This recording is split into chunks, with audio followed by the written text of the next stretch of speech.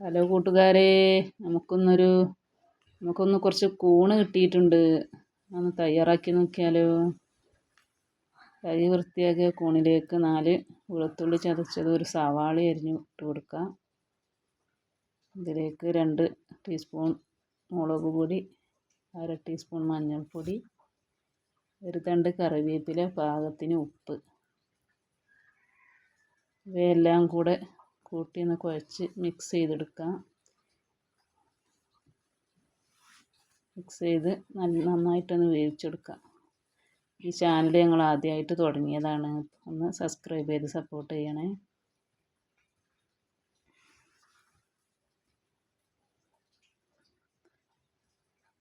ഇത് വെന്ത് വരുമ്പോൾ കുറച്ച് പച്ച വെളിച്ചെണ്ണയും കുറച്ച് കറിവേപ്പില ഇട്ട് കൊടുത്താൽ നമ്മളെ കൂണ് റെഡി.